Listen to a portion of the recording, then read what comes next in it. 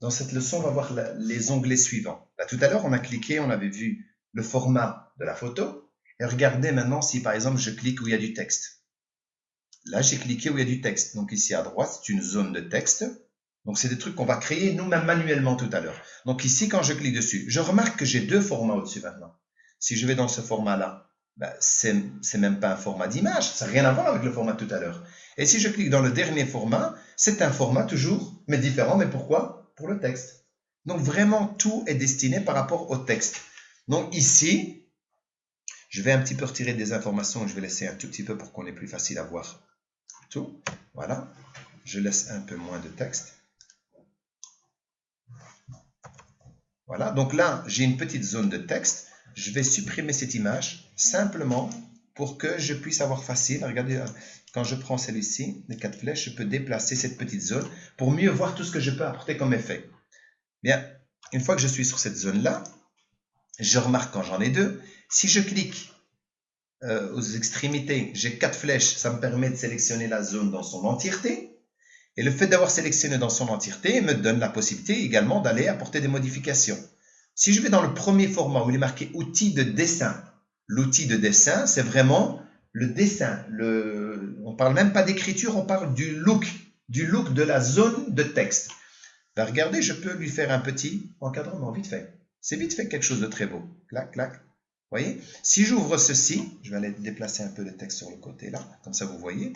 Regardez, là j'ai d'autres choix. Le fait d'aller là, j'ai vite créé quelque chose en quelques clics de souris, pas dire de doigts, et j'ai vite quelque chose de beau. Après, bien sûr, le texte va me dire, mais à l'intérieur il est bleu, ça ne se voit pas. Mais non, ça tout est modifiable après.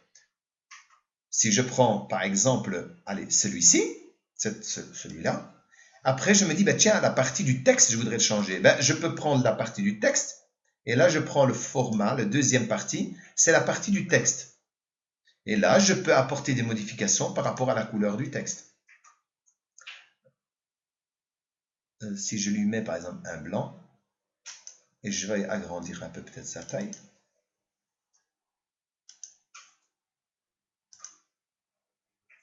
Voilà.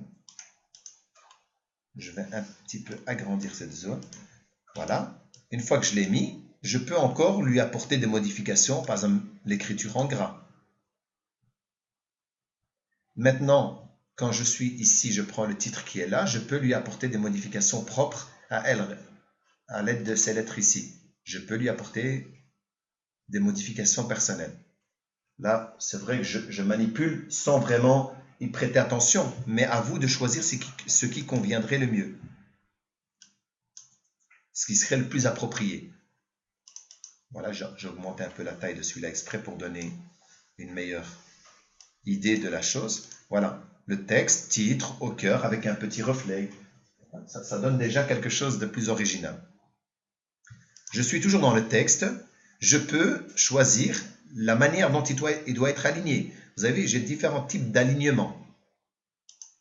Centré comme ça, vers le bas, rester coincé vers le bas, centré, centré, mais en restant vers le bas, ou centré partout, au milieu, dans toute la partie. Donc cette partie-là, c'est la partie d'alignement.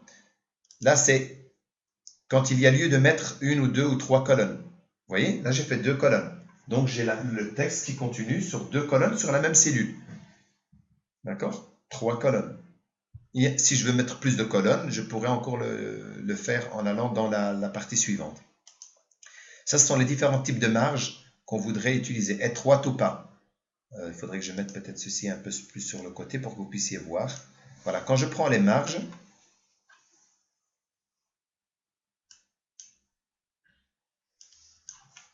regardez les marges. Pas de marge, bien collé, plus centré, plus aligné. Là c'est pas très beau forcément, hein, parce que le texte il touche là, c'est pas beau. Mais c'est dans les marges que vous pouvez déterminer. Mais vous pouvez personnaliser vos marges. Vous pouvez vous-même personnaliser, de le serrer plus pour une raison quelconque. Vous avez envie de serrer, mais venir mettre une image juste devant. Vous pouvez serrer. Faire une image, la marge par exemple de gauche plus éloignée. Pourquoi? Pour vous permettre justement d'avoir de la place pour mettre une image ou autre. Voilà, regardez, j'ai poussé fort le texte là pour peut-être venir mettre une image ici. Par exemple, hein. C'est vous donner libre imagination. Quand vous avez cette petite information qui est là, vous avez des petits points là.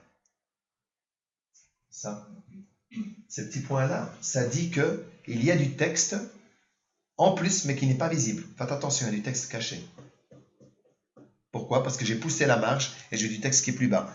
Si je prends ceci, je vais monter un peu plus haut et je descends. Voilà. Là, je n'ai plus la petite bulle. Ça veut dire que tout le texte est bien là. Surveillez ça, ou sinon vous risquez d'imprimer quelque chose où il vous manque une petite information de texte. Ça, c'est parce que j'avais tiré. Voilà, regardez, je monte. Là, il me dit qu'il y a les petits pointillés. C'est qu'il y a quelque chose. C'est qu'il y a une information en plus. Voilà. Là c'est visible sur son entièreté. Je reviens ici. Donc là, qu'est-ce que j'ai d'autre de possibilités? Vous voyez le texte. Je vais retirer tout ceci. Je vais laisser que le titre. Voilà, par exemple, ce titre-là, je peux choisir ici l'orientation du texte. Vous avez vu? Il est là. Je peux choisir l'orientation du texte.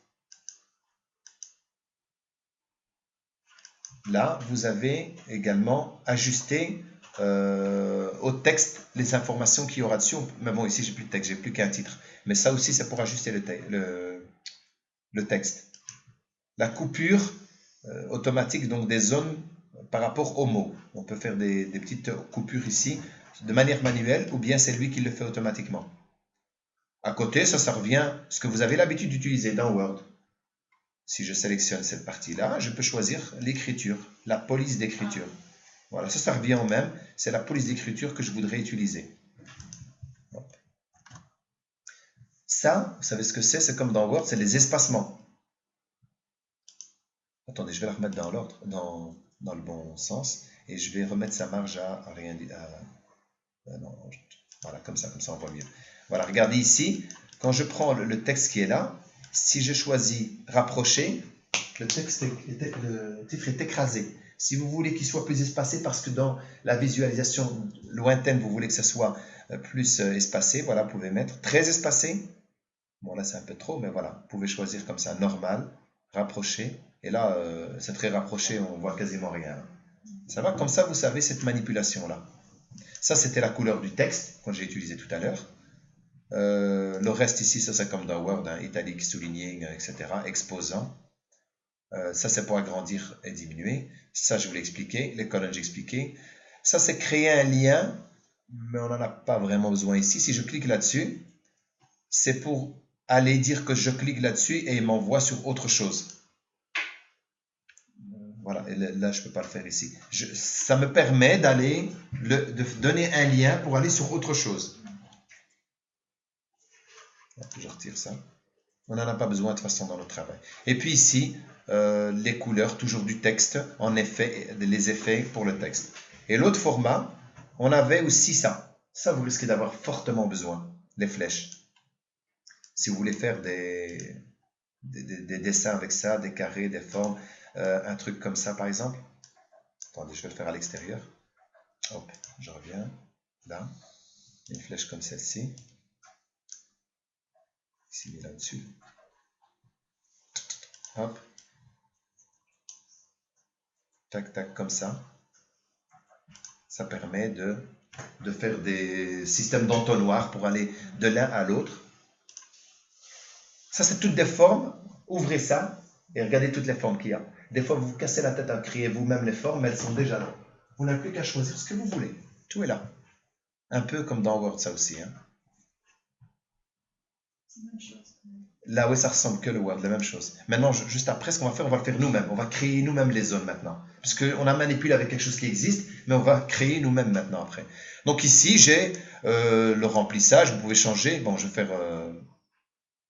j'ai exagéré, hein. J'ai pris un remplissage jaune. Je veux changer mon contour de tout à l'heure, ça ne me plaît pas, je veux changer. Voilà, je peux changer tout ici. Je peux changer, il y a les pipettes, il y a l'arc, voilà, les épaisseurs, je peux changer, etc. Ça, il faut manipuler là-dedans, en ayant sélectionné au préalable, bien sûr, l'information. L'habillage, c'est comme tout à l'heure, devant, derrière, rapproché pour le texte. Recul, devant, derrière. La rotation, ça revient au même qu'on a fait tout à l'heure pour l'image.